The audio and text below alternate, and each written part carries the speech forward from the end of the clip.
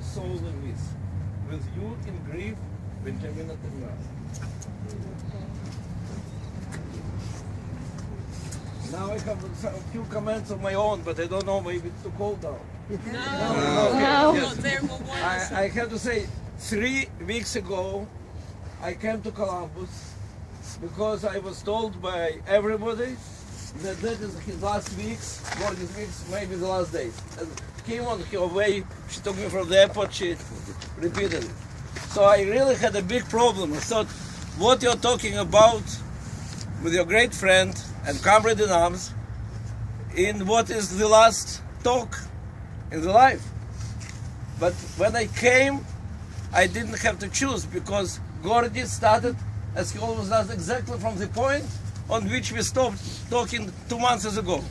He started talking about how you explain to young Jew today why to be Jewish, and what to do that Jewish education will be connected with the modern world, and not only with the past, with the grandmother and grandfather, and how we are building real connection between bond between Israel and America around the principles, and not around some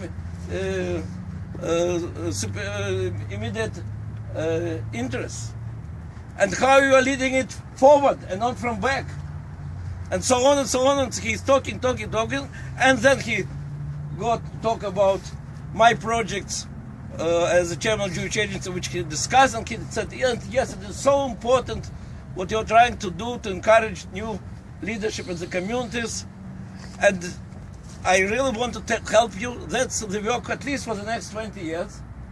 And then I thought, my God, maybe simply family didn't tell him. Maybe the doctors didn't tell him that it is his last weeks. He speaks about 20 years. And then at some moment, when already he was sure that nobody sees that, and he, after 3 hours of talk, he started being weaker. He suddenly told me with broken voice, but he made sure that nobody hears. And Natan, I have one request. I want you to speak on my funeral. And before I answered him, he already moved again to the Jewish identity and strengthened it. So then I really understood. It's not that he didn't know that he is dying. Simply, he is like the living example of what we were discussing with him so many times. That if you have strong identity, if you have this passionate desire to connect freedom and your Jewish roots, if you live this through this history with the past and with the future of your people, then physical survival is important, of course, but it's not the central thing. Then you really have a deep meaning until the last minute of your life.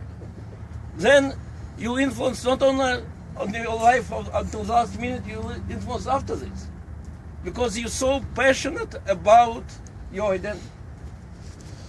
And you know, so many hundreds of thousands of American Jews participated in the struggle for Soviet Jewry.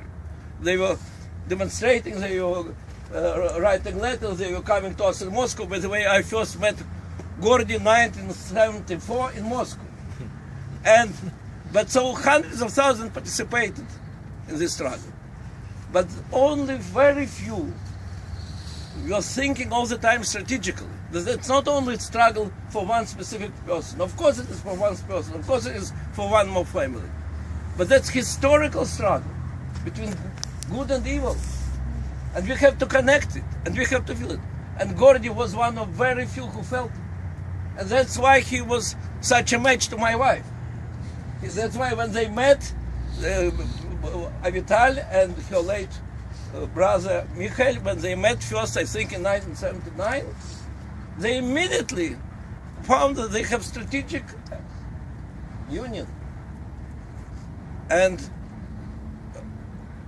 when, through the good services of Dick Allen, Gordy took Avital to the White House, to President Reagan, it was very important for her struggle.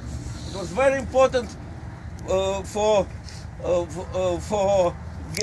giving her leverage to press on the Soviet Union.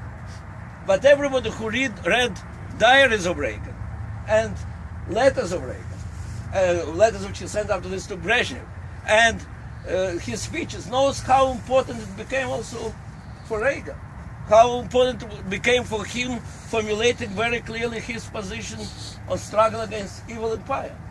So there were some other Jews. I have to say there was another Jew, more or less in the same time, who said to Avital that he cannot give his connections with the White House to Sofia because he said it's not right that our leaders will be dealing with one case. Our leaders have to deal with a big problem. Gordy was the one who could explain him why it is wrong. He thought very big. He thought through all the history. He always thought how our people were when they were living in Egypt, how they were in Holocaust, how they are today, and where they will be in 20 years from now. And at the same time, he knew that to do it only through having sympathy, love, and readiness to fight for every person, for Jew and not only for Jew. And then in his room, when I saw this great picture of our demonstration in 1987. Hundreds of thousands of Jews came to Washington. What is not known, that a year before, when this idea was first proposed, there were many people who thought it's impossible. American Jews will not come in such big numbers in winter to Washington.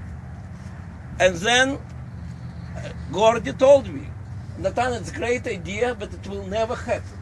I said, what do you mean? It will never happen if you will not take responsibility. It's not enough that you're talking about ideas. You have to take responsibility. You have to move to America. You have to go to every community to speak. I said, why I? Why I should say to American Jews to go in Washington when there is snow? Don't they have their rabbis? He said, because American Jews feel that they are responsible for your release. And that's why when you come and say that we need you to continue the struggle, it means that you said them thank you, that you expressed appreciation of their power, and that you want them to continue. And you know what? At that moment I was already quite enslaved by God. So we had no choice. We really moved without 10 months' daughter. We moved for 3 months to America. And I went to 30 different communities for 3 months. And I was saying like a tuki, how you say tuki? A parrot, what Gordy told me to say. I was saying everywhere. And Gordy was right. Gordy happened to be right. And so a few months after this, we met with him on this platform in Washington. I was a new, fresh, released prisoners of Zion, and he was Vice President Bush.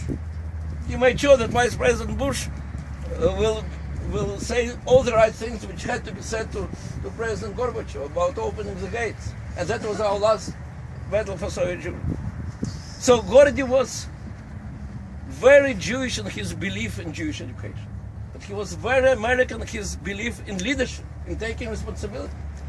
And he was very Israeli in believing that Jews have to take responsibility for their fate, and if they take responsibility together, there is no thing which will stay against. And of course, these last years of defining moments. You know, and he called me and said, you know, I published a book and I have a meeting with the readers in some double day, whatever, bookshop in New York, maybe you'll come. And I came, I said, okay, 20 people are sitting, listening. It definitely will not be bestseller. You know how wrong I was not understanding what is the aim of Gordy. He didn't even think about bestseller. He simply saw that that is a book with the help of which he will take responsibility and will build future American Jewish leadership. And he was doing it by pincetta, choosing people, bringing them on trips. And you know, every year he was bringing another group, and of course I, as his slave, was meeting with the group over in my house. But it was interesting to see how he is really, he is not trying to speak the language of these people who are 40 years younger than him. He is not trying to compete with their fashions. He is trying to build a bridge between them and all that unique experience of Jews which we got in leading our people. And he was doing it, and really, and was building with the help of this book and with the help of personal efforts. He is building new leadership of Jewish community. And I'm also very grateful. I didn't see how he was talking to you when you were small girls, but I saw how he was talking to my daughters. When they were 10 years old, he was talking to them as the leaders, as those who have to take responsibility, as those whom he respects because they know more than him and will do greater things. And you know, they really loved. They loved it. They loved him. And so in our last meeting, when he brought another group, and we had some young Jews from different parts of the world, and some of them young Jews started criticizing everything and making some cynical remarks. And he became so passionate, and he was speaking so strongly. And you know, in his idealism, in his denial of any cynicism, in his passion, he was the youngest at the table.